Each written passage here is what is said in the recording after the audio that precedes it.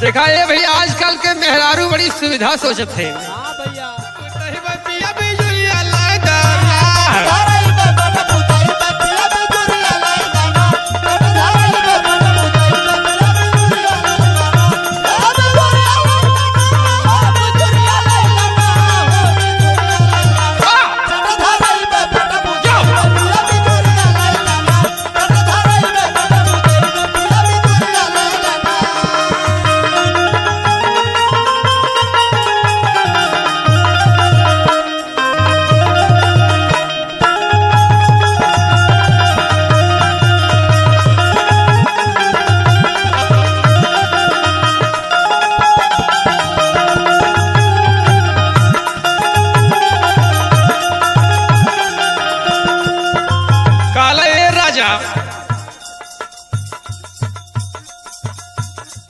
आज के जमाने में केहू को मड़ई ना हो,